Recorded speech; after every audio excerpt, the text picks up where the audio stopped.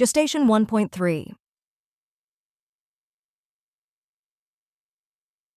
My training schedule consisted of running every morning and every other afternoon. In the process, I had picked up a pretty good knowledge of the east side of the city. Growing up in Brockton Bay, my parents had told me stuff like, stick to the boardwalk. Even on my runs, I had scrupulously stayed on the boardwalk and avoided the bad part of town. Now it was Sunday night, and I was in costume and breaking the rules. I had dyed and painted the costume on Friday, bought temporary costume pieces, belt, the straps for the mask, and the lenses on Saturday, and finished the most necessary details over the course of my Sunday afternoon before heading out for the evening. The costume wasn't complete yet, lacking the full extent of the armor paneling I had planned out, but the armor covered the most essential areas: my face, chest, spine, stomach, and major joints. The mask design featured dull yellow lenses, the only color on the black and gray costume, as well as sections of armor designed to imitate a bug's mandibles while simultaneously protecting my jaw. The mask left my hair free, which did leave the back of my head more vulnerable, but that was just one of the sacrifices I'd had to make to go out in an unfinished costume. It was just after midnight, and I was crossing the line between one of the nicest parts of town and the part of town where the crack whores and gangsters lived. The distance between the two was thinner than one might think. The boardwalk was where the tourists came. Running north to south along the beach, there were shops that sold dresses for over $1,000, cafes with ludicrously expensive coffees, and stretches of wooden walkways and beaches where tourists could get a great view of the ocean. From pretty much any point on the docks, you could see one of Brockton Bay's landmarks, the Protectorate headquarters. Besides being a marvel of architectural design with its arches and towers, the PHQ was a floating base of operations that a squadron of local superheroes called home, outfitted with a force field bubble and a missile defense system. There had never been occasion for either to be used, but I had to admit it made you feel safer. If you headed west from the boardwalk away from the water, you found yourself in the area the locals just called the docks. When the import-export business in Brockton Bay had dried up, there had been a whole lot of people who were suddenly out of work. The richest and most resourceful people in town had managed to make more money, turning the city's resources towards tech and banking, but all of the people who had been employed on the ships and in the warehouses had few options left to them. They faced leaving Brockton Bay, sticking around while scraping up what little work they could, or turning to more illicit activity.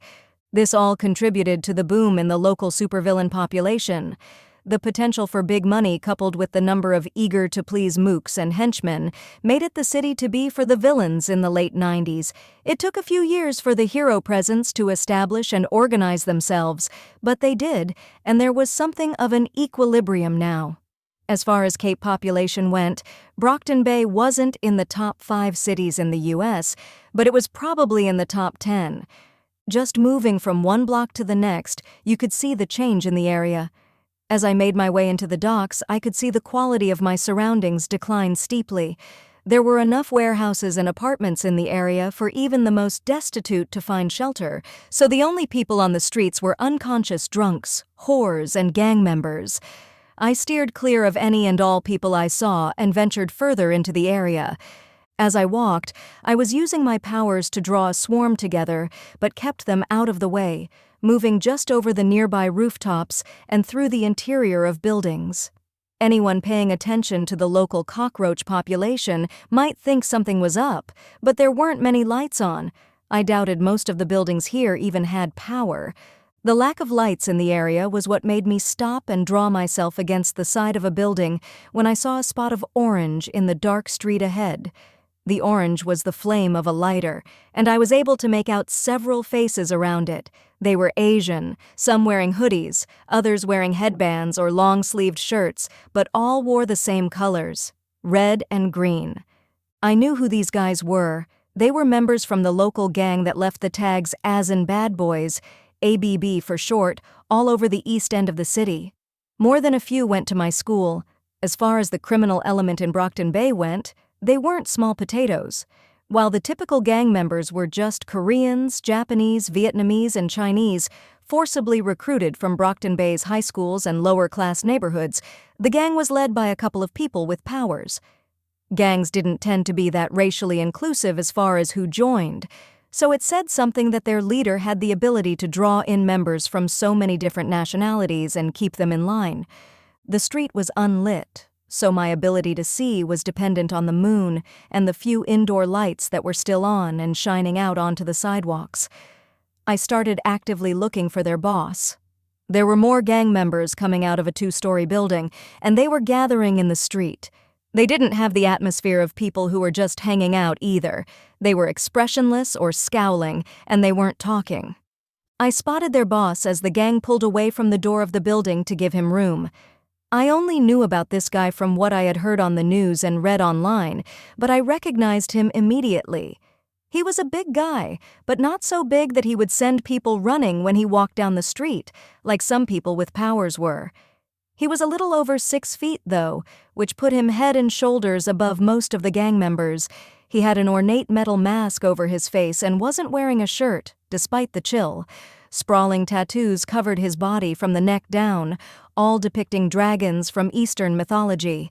He went by Lung, had successfully gone toe-to-toe with whole teams of heroes, and had managed to keep himself out of jail, as evidenced by his presence here.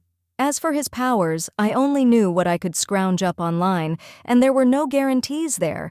I mean, for all I knew, he could have misled people about what his powers did. He could have a power he was keeping up his sleeve for an emergency, or he could even have a very subtle power that people couldn't see at work. The information online and in the papers had told me this: Lung could gradually transform.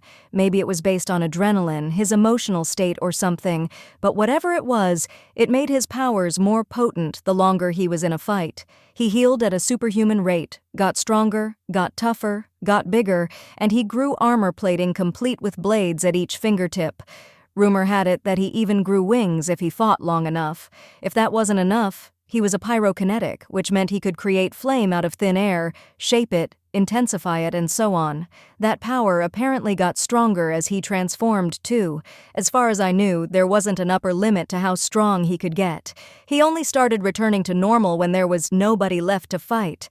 Lung wasn't the only one with powers in the ABB. He had a flunky, a scary sociopath called Oni Lee, who could teleport or create doubles of himself. I wasn't 100% sure on the details, but Oni Lee had a distinctive look, and I didn't see him in the crowd. If there was anyone else with powers that I needed to watch out for, I hadn't seen or heard anything about them in my research. Lung began talking in a deep, commanding voice. I couldn't make out the words, but it sounded like he was giving instructions. As I watched, one of the gang members drew a butterfly knife from his pocket, and another of them put his hand on his waistband. Between the gloom and the fact that I was standing half a block away, I couldn't see well, but a dark shape stood out against his green t-shirt. Chances were it was a gun handle. My pulse sped up a bit as I saw the gun, which was silly. Lung was more dangerous than 50 people with guns. I decided to move away from where I was and find a better vantage point to monitor their conversation, which seemed like a good compromise between my curiosity and my self-preservation. I slowly backed away from where I was, glancing over my shoulder to make sure nobody was watching, and then circled around the rear of the building I was lurking beside. My investigation paid off. Halfway down the alley, I saw a fire escape that was leading up the back of the building that Lung and his gang were standing in front of.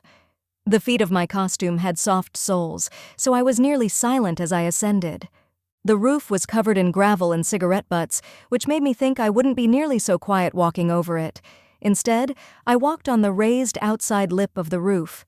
As I neared the part of the roof directly above Lung and his gang of Asin bad boys, I crouched and crawled forward on my stomach. It was dark enough that I doubted they would see me if I jumped up and down and waved my arms, but there was no reason to be stupid. Being at the top of a 2-story building when they were on the ground floor made it hard to hear them. Lung had a strong accent, as well, which meant I had to wait until he had spoken a few sentences before I could figure out what he was saying. It helped that his mooks were utterly, respectfully silent as he spoke. Lung was snarling. "The children just shoot. Doesn't matter your aim, just shoot." You see one lying on the ground? Shoot the little bitch twice more to be sure. We give them no chances to be clever or lucky, understand?" There was a murmur of assent. Someone else lit up a cigarette and then leaned over to light a cigarette for the guy next to him.